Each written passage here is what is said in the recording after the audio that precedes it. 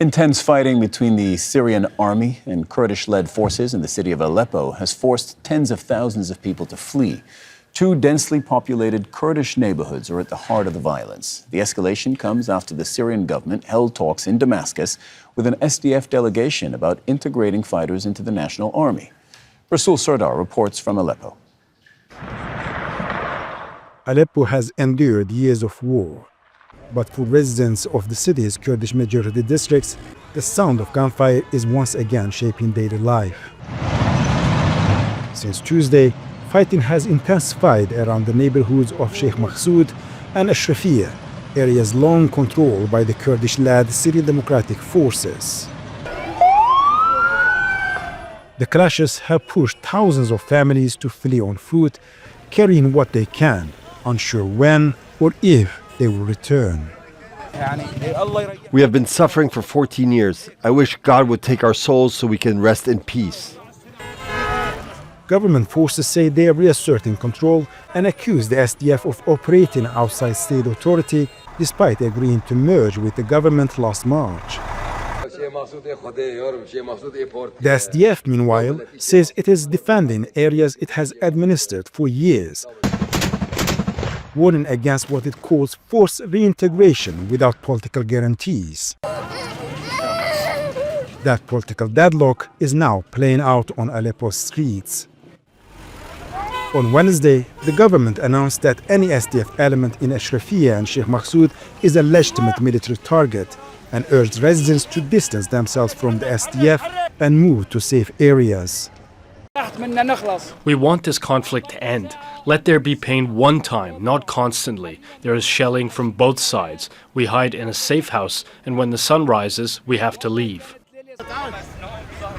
Aid workers warn that renewed displacement inside Aleppo could strain already fragile services in a city still struggling to recover from years of destruction. For civilians here, the message is painfully familiar. Peace in Syria remains fragile and far from guaranteed. Aleppo has seen some of the worst fighting of Syria's war. And once again, civilians are paying the price. What's unfolding here is not just a local security incident. It reflects a deeper struggle over control, the legacy of civil war, and the unresolved political future of post-war Syria. Resul Serdar, Al Jazeera, Aleppo.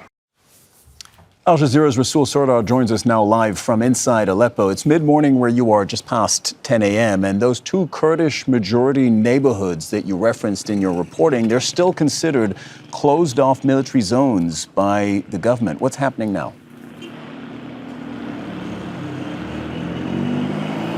Indeed. Cyril, it was quite a tense night in Aleppo. Constantly we have heard the shellings, artillery shellings, rocket firing, machinery guns, and it is still continuing up until this moment. Just a couple of minutes ago, there is a Shihan roundabout behind me, roughly 5 meters away, and the SDF has shelled that roundabout. So right behind Al-Rahman Mosque that you can see there. So the heavy fighting, fierce clashes are constantly continuing here. And the government has just announced that today also there will be humanitarian corridors open for civilians to flee, to evacuate that two neighborhoods. That is important because yesterday we have seen tens of thousands of people leaving these two districts, Ashrafieh and Sheikh Maqsoud, and going to the safe areas. But on the other hand, we know that there are still tens of thousands more that are trapped there. The government is saying that the SDF is planting some explosives and also blocking civilians from leaving that areas. We do not know when that humanitarian corridors are going to come into an effect. And while that is happening, how they're going to manage the curfew, because there is a curfew practically still in place. But here, so the government is asking civilians to leave. And these are concerning because once more and more civilians living there, once it's not a residential area anymore, it's going to be just a military site, seeing even fiercer clashes between the government forces and the SDF.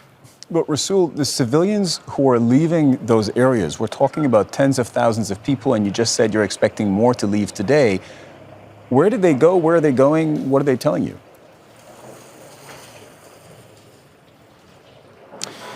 That's a big question here, and it's a huge concern because just this country's infrastructure, indeed, according to the United Nations, 65% of this country's infrastructure has been destroyed by the civil war that lasted for 14 years.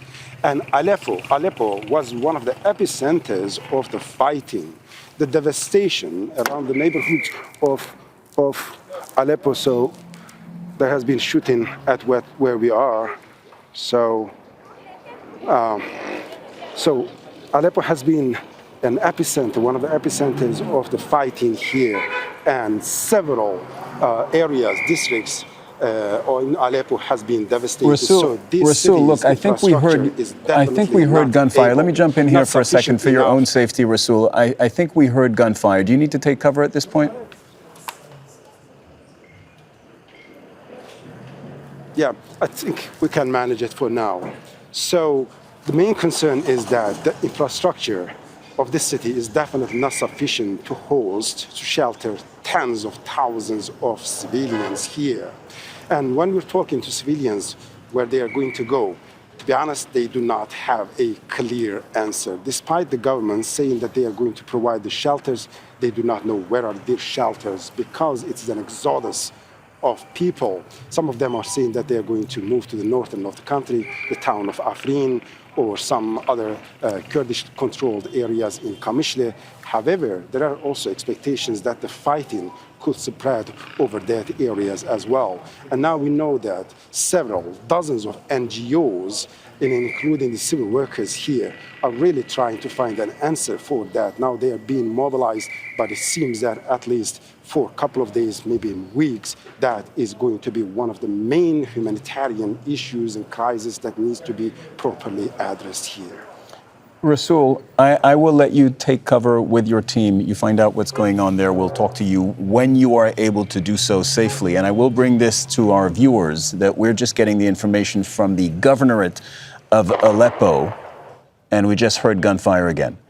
We'll check in on our teams in a moment. The information is this, that the evacuation process for those civilians to leave those two areas, Kurdish majority areas in Aleppo, or to leave any areas that are might be subject to violence, the evacuation process will last 3 hours, and that 3-hour window has already opened. It is from 7 GMT to 10 GMT. It is now 7:21 GMT, so we're 20 minutes into it.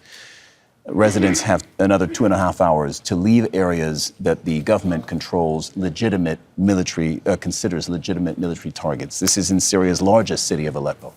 Don't miss out. Get the full picture. Subscribe to Al Jazeera for reliable news, expert insight. Like, share, stay ahead.